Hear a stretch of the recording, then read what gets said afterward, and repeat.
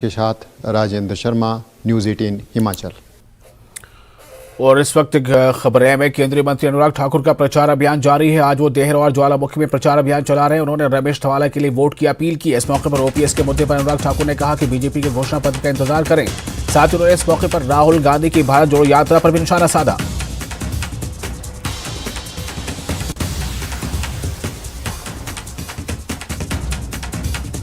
तो देहरा में केंद्रीय मंत्री अनुराग ठाकुर ने कांग्रेस नेता राहुल गांधी पर बड़ा हमला बोला। अनुराग ठाकुर ने कहा कि भारत जोड़ो यात्रा में आज दिन राहुल अपनी बहन प्रियंका गांधी को नहीं जोड़ पाए आज तक। उन्होंने कहा कि अनुराग ने बीजेपी नेता रमेश धवाला के पक्ष में प्रचार किया और बागी नेता होशियार सिंह पर हमला बोला। इस मौके पर उन्होंने साफ किया कि ओपीएस पर हमारे घोषणा पत्र का इंतजार करें। यात्रा में प्रियंका जी आज तक जुड़ नहीं पाई, तो भारत जोड़ो क्या, बहन को तो जोड़ नहीं पाए, टुकड़े टुकड़े गैंग उसमें जुड़ी हुई है।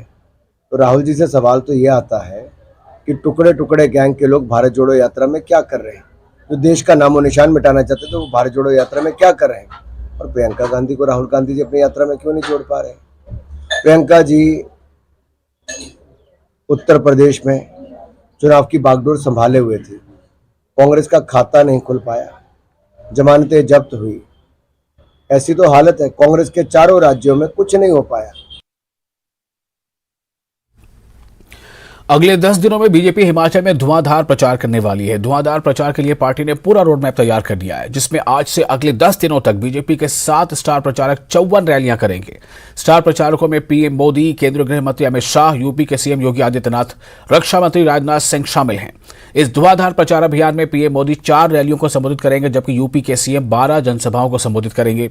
वहीं अमित शाह आज से 12 जनसभाओं को संबोधित करने वाले हैं। गृह मंत्री अमित शाह का 1, 2, 6, 7 और 10 नवंबर को जनसभाओं को संबोधित करने का कार्यक्रम है। माननीय प्रधानमंत्री नरेंद्र मोदी जी, भाई अमित शाह जी, योगी आदित्यनाथ जी, 5 प्रदेशों के मुख्यमंत्री, 6 केंद्रीय मंत्री और बाकी जो हमारी पूरी टॉप सेंट्रल और स्टेट लीडरशिप है, उनके विभिन्न कार्यक्रम होंगे अगले 10 दिन के लिए। तो जो सबसे बड़ा हम इवेंट हमारे हैं वो प्रधानमंत्री जी के 2 दिन का यहाँ कार्यक्रम है, जिसमें वो 4 रैलीज को संबोधित करेंगे। और हमें पूर्ण विश्वास है कि जो ये डबल इंजन सरकार है, अपने विकासात्मक कार्य जो इन्होंने पिछले 5 साल में करे और जो सेंट्रल लीडरशिप के साथ हमारा समन्वय है, उसके कारण जनता हमारे पर पूरा विश्वास रखेगी और दोबारा हम सत्ता में आएंगे।